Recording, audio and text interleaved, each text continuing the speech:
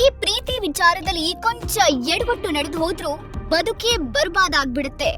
ಮಹವತ್ತಿನ ಮತ್ತಿನಲ್ಲಿ ಮೈಮರೆತು ಬಿಟ್ರೆ ಜೀವನವೇ ನರಕ ಆಗೋದ್ರಲ್ಲಿ ಅನುಮಾನವೇ ಇಲ್ಲ. ಇವತ್ತು ನಾವ್ ಹೇಳೋ ಸ್ಟೋರಿಯಲ್ಲೂ ಇಂಥದ್ದೇ ಒಂದು ಸಣ್ಣ ಎಡವಟ್ಟು ಈಗ ಹುಡುಗನ ಜೀವಕ್ಕೆ ಕುತ್ತು ತಂದು ಬಿಟ್ಟಿದೆ.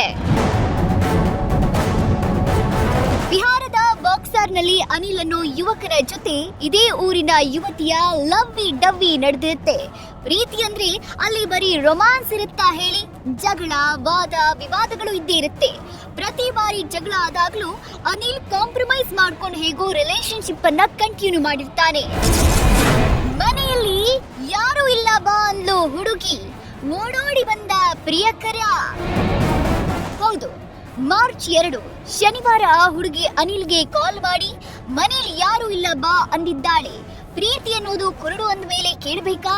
ಹುಡುಗಿ ಕಾಲ್ ಮಾಡಿದ್ದೇ ತಡ, ಹುಡುಗ ಓಡೋಡಿ ಯುವತಿ ಮನೆಗ್ ಬಂದಿದ್ದಾನೆ. ದುರಂತ ಏನಂದ್ರೆ ಹುಡುಗಿ ಮನೆ ಡೋರ್ ಓಪನ್ ಮಾಡಿ ಅನಿಲ್ನನ್ನ ಒಳಗ್ ಕರೀತಾಳೆ.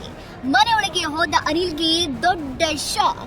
ಯಾಕಂದ್ರೆ ಹುಡುಗಿ ಮನೆಯಲ್ಲಿ ಯಾರು ಇಲ್ಲ ಬಾ ಅಂದಿದ್ಲು. ನೋಡಿದ್ರೆ 4-5 ಜನ ಮನೆಯಲ್ಲಿದ್ರು. ಪಾಪ ಅನಿಲ್ಗೆ ಏನಾಗ್ತಾ ಇದೆ ಅನ್ನೋದೇ ಗೊತ್ತಾಗಿರ್ಲಿಲ್ಲ. ಆದ್ರೆ ಇದೊಂದು ಪಕ್ಕಾ ಪ್ಲಾನ್ ಅನ್ನೋದು ಮಾತ್ರ ಗೊತ್ತಾಗಿತ್ತು. ಅಷ್ಟಕ್ಕೂ ಮನೆಯಲ್ಲಿದ್ದವರು ಬೇರೆ ಯಾರು ಆಗಿರ್ಲಿಲ್ಲ. ಆ ಹುಡುಗಿಯ ಅಣ್ಣಂದಿರಾದ ಧರ್ಮೇಂದ್ರ ಮತ್ತು ಜಿತೇಂದ್ರ ಇಬ್ಬರು ಮನೆಯೊಳಗಿದ್ರು.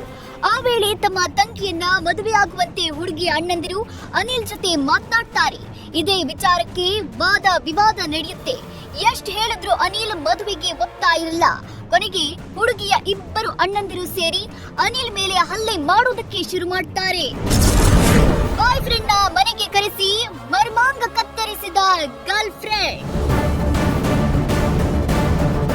ಮುಂಚೆ ಪ್ಲಾನ್ ಮಾಡಿದ್ದ ಕಾರಣ ಅಲ್ಲೇ ಇದ್ದ ರಾಡ್ ನಿಂದ ಅನಿಲ್ ಮೇಲೆ ಮಾರಣಾಂತಿಕವಾಗಿ ಹಲ್ಲೆ ಮಾಡ್ತಾರೆ.